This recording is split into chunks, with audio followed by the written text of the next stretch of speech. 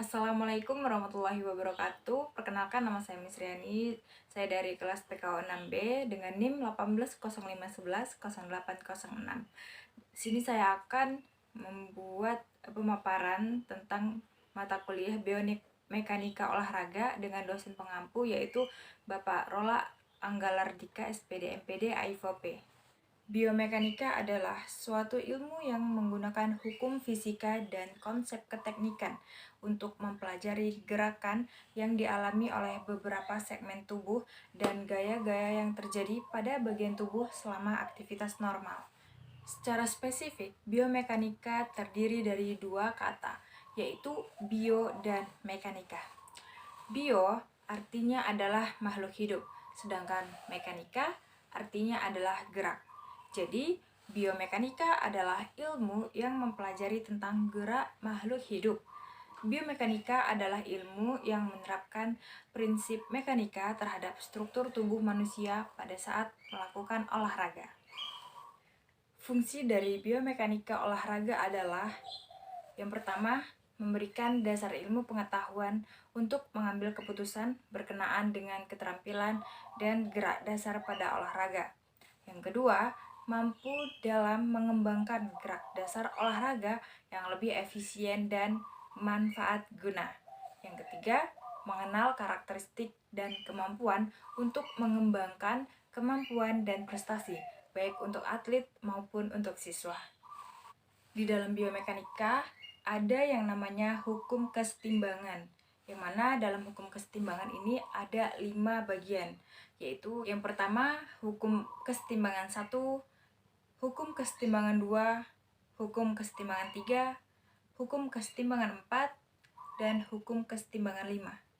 Hukum kesetimbangan 1 yang berbunyi, badan selalu dalam keadaan setimbang selama proyeksi titik berat badan tersebut jatuh dalam bidang tumpuannya. Contohnya seperti gambar di samping. Cobalah berdiri rapat pada dinding tembok. Saat berdiri, proyeksi titik berat badan jatuh pada tumpuan kaki. Nah, sekarang perhatikan gambar yang kedua. Lanjutkan dengan membungkukkan badan ke depan. Titik berat badan akan bergeser ke depan karena bagian badan pindah ke depan dan sedikit turun ke bawah. Proyeksi titik berat badan inilah akan jatuh di luar tumpuan kaki. Pada posisi ini, kita akan terjatuh. Sekarang perhatikan gambar ketiga. Kalau kita membungkuk di tempat yang bebas atau tidak rapat dengan dinding, kita tidak akan terjatuh. Karena saat titik berat badan bergeser ke depan, pantat kita akan bergeser ke belakang. Pergeseran pantat inilah yang menyebabkan proyeksi titik berat badan tetap berada dalam bidang tumpuan kaki. Selanjutnya, hukum kesetimbangan 2 yang berbunyi, stabilitas berbanding lurus dengan luas bidang tumpuannya. Artinya, semakin luas bidang tumpuan, makin besar stabilitasnya. Begitu juga sebaliknya, semakin kecil bidang tumpuannya, makin kecil pula stabilitasnya. Sebagai contoh, lihat gambar berikut. Cobalah berdiri dengan kedua kaki dibuka selebar bahu. Kemudian, gambar sebelahnya, kaki dibuka lebih lebar lagi. Nah, ternyata semakin lebar atau semakin luas tumpuan kaki kita, semakin stabil posisi kita. Selanjutnya, hukum kesetimbangan 3. Stabilitas berbanding lurus dengan berat benda atau badan.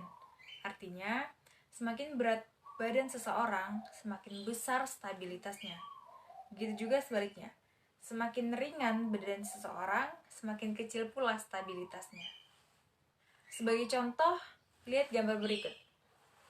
Nah, pada pertandingan tersebut, ada kelas-kelas yang berdasarkan kategori berat badannya. Berat badannya yang sesuai akan sesuai pula stabilitasnya, sehingga tidak akan terjadi kecelakaan yang fatal apabila salah seorang kalah dalam sebuah pertandingan tersebut. Lalu ada hukum kesetimbangan 4 yang berbunyi, stabilitas berbanding lurus dengan jarak horizontal dari titik berat badan terhadap sisi bidang tumpuan ke arah benda atau badan bergerak. Artinya, makin besar jarak horizontal ke arah tertentu, makin besar pula stabilitas ke arah tersebut. Sebaliknya, makin kecil jarak horizontal, makin kecil pula stabilitasnya. Sekarang perhatikan gambar. Perhatikan orang-orang yang ada di gambar tersebut. Nah, orang-orang tersebut sedang melakukan olahraga rekreasi, olahraga tradisional tarik tambang. Mereka membuat posisi badan, sebagian badan dan kepala condong ke belakang, sedangkan kaki yang satu dijulurkan jauh ke depan. Nah, posisi yang inilah yang menyebabkan titik berat badannya jauh dari kaki tumpuan. Yang di depan. Sebaliknya, perhatikan gambar selanjutnya. Nah, di gambar tersebut ada fenomena orang yang saling mendorong. Badannya dicondongkan ke depan, sedangkan sebelah kakinya jauh berada di belakang. Posisi ini juga menyebabkan titik berat badannya jauh dari tumpuan kaki yang belakang.